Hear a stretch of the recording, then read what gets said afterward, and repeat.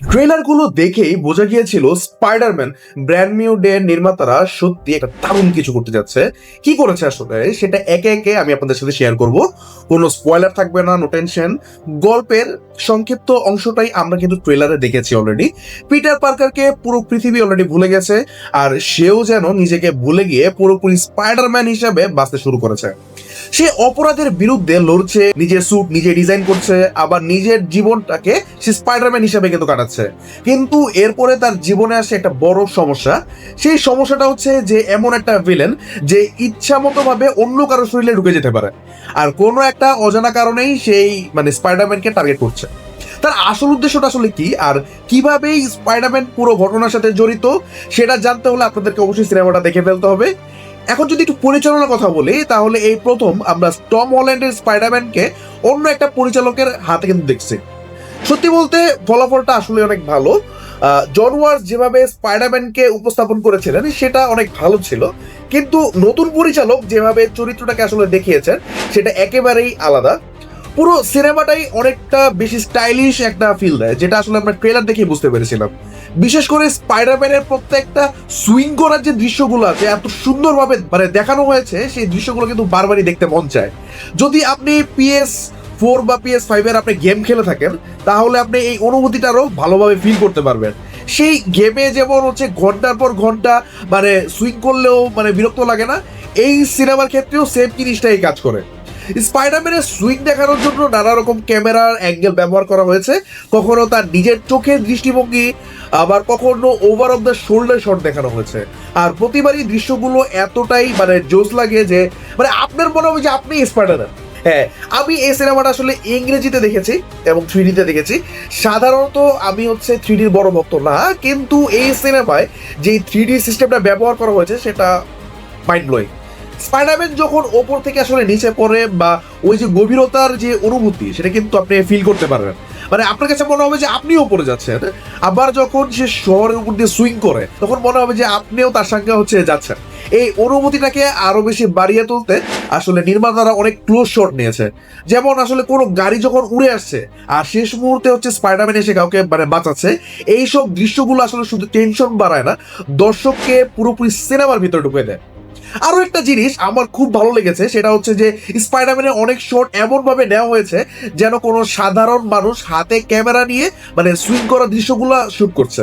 এক মুহূর্তের জন্য স্পাইডারম্যান ফ্রেমে থাকবে, তারপর আবার দ্রুত ফ্রেমের বাইরে চলে যাবে, আবার কিছুক্ষণ পর আবার ফিরে আসবে।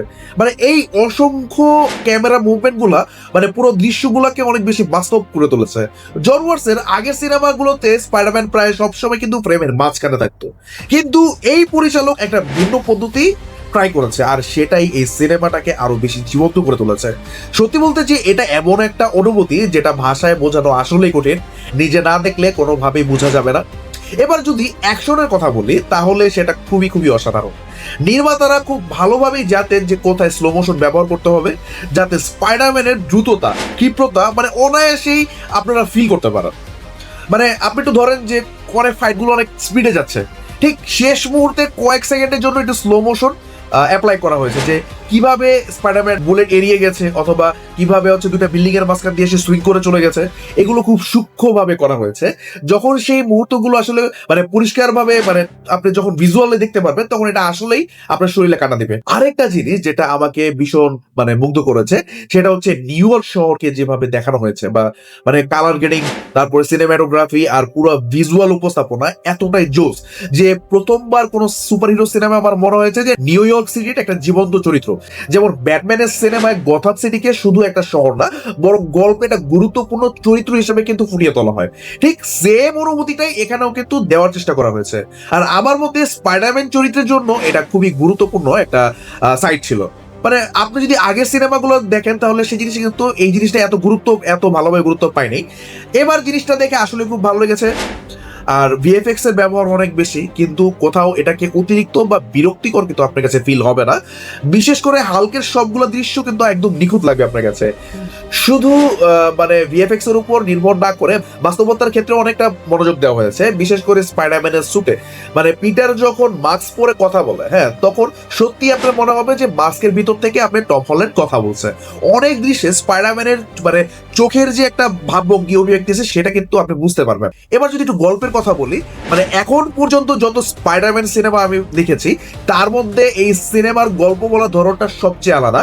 শুধু ভিজুয়াল না, আসলে পুরো প্লটটা যেভাবে আগায় সেটা অন্যরকম একটা অনুভূতি দেয়। বিশেষ করে সিনেমার শেষটা, হ্যাঁ, মানে শেষটা খুবই অপ্রচলিত ভাবে উপস্থাপন করা হয়েছে। আর এটা এমন একটা সিদ্ধান্ত যেটা সবার ভালো নাও লাগতে পারে। আগের তিনটা স্পাইডারম্যান মানে মূলত অ্যাকশন কেন্দ্রিক ছিল, বাট এই সিনেমাটা অ্যাকশনের চেয়ে আবেগকে অনেক বেশি গুরুত্ব দেওয়ার চেষ্টা করেছে, আর সেই আবেগগুলোকেই অসাধারণভাবে ফুটিয়ে তুলেছে। টম হল্যান্ডের স্পাইডারম্যান নো ওয়ে হোমের পর থেকে যেসব মানসিক আঘাত আর সংকটের মধ্যে দিয়ে সে মানে গেছে, মানে সেই প্রভাবগুলো আসলে এবার তার মধ্যে দেখা যায়। আর এই বিষয়টা হচ্ছে যেভাবে প্রেজেন্ট করা হয়েছে সেটা আমার কাছে খুবই খুবই ভালো লেগেছে। কেননা অনেকবার সিনেমা দেখতে দেখতে আমার প্রায় মনে হচ্ছিল যে আমি একটা কমিক বুক পড়ছি, কারণ পুরো সিনেমাটা মানে আপনাকে কমিকের অনুভূতি এতটাই নিখুঁতভাবে তুলে ধরবে যে আপনার মনে হবে যে না, মানে কমিকটাই আপনার জীবন্ত হয়ে উঠেছে। যদিও কিছু দুর্বল দিক আছে, মানে কিছু দুর্বল দিক আছে, যেমন ধরেন সিনেমার শুরুতেই এমন কিছু প্লট সামনে আনে যেগুলোকে অনেক বেশি ইম্পর্টেন্ট মনে হয়। মানে দর্শক হিসেবে আপনার কাছে মনে হতে পারে যে এগুলো বড় কোনো একটা এফেক্ট দিবে মানে একটা টাইমে যে, বাট সেই জিনিসটা কিন্তু শেষ পর্যন্ত অনেকগুলোরই মানে কোনো মানে সমাধান পাওয়া যায় না। পরে আপনি বুঝতে পারবেন যে এই ঘটনাগুলো আছে মানে শুধু একটা নির্দিষ্ট মুহূর্তকে হচ্ছে মানে ইম্পর্টেন্স দেওয়ার জন্য মানে দেখানো হয়েছে। মানে আগেই বলেছিলাম যে সিনেমা শেষটা খুবই অপ্রচলিত ভাবে আসলে করা হয়েছে, তাই যারা স্পাইডারম্যান নো ওয়ে হোম অনেক আগে দেখেছেন অথবা এখন এমসিইউর সাথে আপনারা যুক্ত নেই, তাদের কাছে হয়তো এই শেষটা একটু কম প্রতাপশালী বা আপনার কাছে হতাশা ফিল হতে পারে। কারণ অনেকে হয়তো মানে শেষের টাইমটাতে অনেক বড় একটা অ্যাকশন দৃশ্য আশা করে। মানে আমার ব্যক্তিগতভাবে এমনটা মনে হয় নেই, তবে কিছু দর্শকের এমন অনুভূতি হওয়াটা কিন্তু স্বাভাবিক। মানে সব মিলিয়ে স্পাইডারম্যান ব্র্যান্ড নিউ ডে আমার কাছে অনেক দারুণ একটা সিনেমা মনে হয়েছে। আমি সিনেমাটা ভীষণ ভীষণ উপভোগ করেছি। মানে পুরো সিনেমা হলটা পুরাই দর্শক দিয়ে ভরা ছিল, যেখানে প্রায় সবাই ছিল স্পাইডারম্যানের ভক্ত। আর সত্যি বলতে পুরো হল জুড়ে একটা অন্যরকম পরিবেশ কিন্তু ছিল। মানে ছোট থেকে ছোট মুহূর্তগুলো মানে সবাই হাততালি দিচ্ছিল, চিৎকার দিচ্ছিল, মানে উচ্ছ্বাস প্রকাশ করছিল। মনে হচ্ছিল যে সবাই শুধু একটা সিনেমা দেখছে না, বরং স্পাইডারম্যান চরিত্রটাকে মানে একসাথে মানে উদযাপন করছে আসলে। মানে আমি যদি এই সিনেমাকে রেটিং দিই তাহলে 4/5। অর্থাৎ আপনারা যদি সুযোগ পান তাহলে অবশ্যই সিনেমাটা দেখেন। আপনাদের কাছে সিনেমাটা কেমন লেগেছে অবশ্যই কমেন্ট বক্সে জানাবেন, আপনাদের রেটিং কি সেটাও কমেন্ট বক্সে জানাবেন, এবং এই সিনেমাটা দেখার সময় আপনার ফিলিংসটাও চাইলে আমাদের সাথে শেয়ার করতে পারেন। তো বন্ধুরা, আজ এতটুকুই। আশা করি ভিডিওটি আপনাদের কাছে ভালো লেগেছে। ভিডিওটি ভালো লাগলে অবশ্যই লাইক, কমেন্ট এবং শেয়ার করে আপনার বন্ধুদের সাথেও শেয়ার করে দেন। আর দেখা হচ্ছে পরবর্তী নতুন কোনো ভিডিওতে। Till then, good bye, tata.